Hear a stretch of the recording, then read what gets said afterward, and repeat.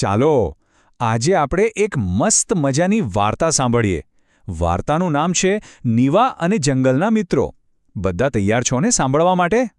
તો ચાલો થઈ જાઓ તૈયાર. આપણે બધા જ જઈશું નીવાની સાથે જંગલમાં ફરવા. અરે ત્યાં તો જોજો કેટલા બધા નવા નવા મિત્રો મળશે આપણને. તો વાત છે એક દિવસની. એક નાનકડી છોકરી હતી, એનું નામ નીવા. એ જંગલ પાસેથી ચાલતી જતી હતી અને ખુશ થઈને મસ્ત ગીત ગાતી હતી. લા લા લા લા સાથે તાળીઓ પણ પાડતી હતી. એ ગીત ગાતી હતી ત્યાં જ અચાનક એને એક અવાજ સંભળાયો. મેં આ કોણ બોલ્યું હશે? અરે વાહ, એ તો એક નાની બકરી હતી. એણે નીવાને પૂછ્યું, નીવા, મારી સાથે રમીશ? આ સાંભળીને તો નીવા ખુશ થઈ ગઈ. એ તરત બોલી, હા હા, ચાલો ને, આપણે સાથે રમીએ. પછી તો નીવા અને બકરી બંને મજાથી રમવા લાગ્યા. પણ ત્યાં જ કોઈક એકદમ દોડતું આવ્યું. વિચારો તો કોણ આવ્યું હશે? એ તો હતું એક સસલું.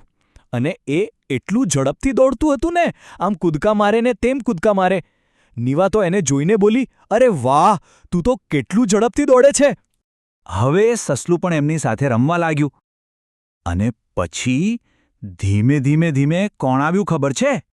એક કાચબાભાઈ આવ્યા. એ તો સાવ ધીમે ચાલતા હતા. ઝડપી સસલાએ એમને જોયા અને હસવા લાગ્યું. અરે કાચબાભાઈ, તમે તો કેટલા ધીમા છો. પણ કાચબાભાઈએ બહુ જ સરસ જવાબ આપ્યો. એમણે હસીને કહ્યું, ધીમું હોવું એમાં કાંઈ ખોટું નથી. હું ભલે ધીમો ચાલું, પણ હું ક્યારેય થાકતો નથી. જોયું, બધામાં કંઈક ને કંઈક ખાસ વાત તો હોય જ છે. એ બધા આમ વાત જ કરતા હતા, ત્યાં અચાનક ઉપર ઝાડ પરથી હૂપ કરીને કોણે કૂદકો માર્યો હશે? એ તો હતો એક વાંદરો.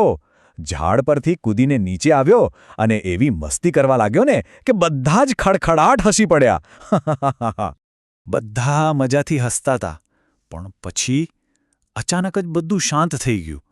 ઝાડની પાછળથી કોઈક આવતું હોય એવું લાગ્યું. કોણ હશે? બધાના શ્વાસ થંભી ગયા.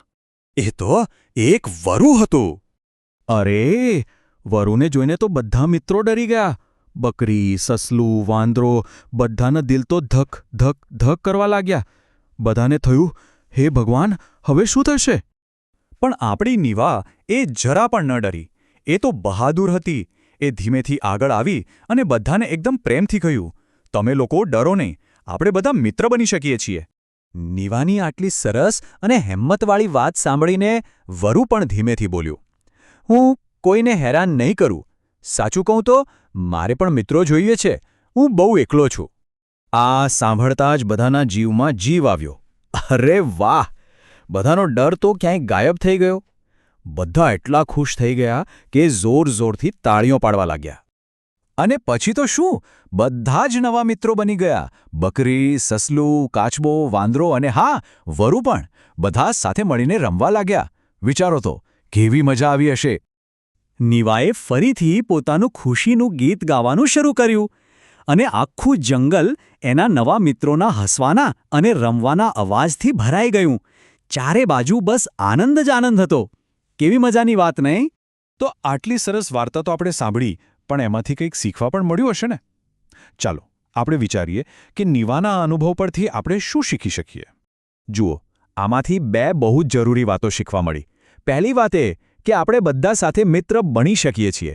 અને બીજી વાત એ કે કોઈ નાનું મોટું કે ધીમું ઝડપી નથી હોતું. દરેક જણ પોતાની રીતે બહુ જ ખાસ હોય છે. બરાબર ને? તો હવે આપણે પણ વિચારીએ કે આપણે બીજાઓ સાથે મિત્રતા કેવી રીતે કરી શકીએ. જેમ નીવાએ ડર્યા વગર પ્રેમથી વાત કરી, એમ આપણે પણ કરી શકીએ. આપણે પણ નવા મિત્રો બનાવી શકીએ. બનાવશો ને નવા મિત્રો?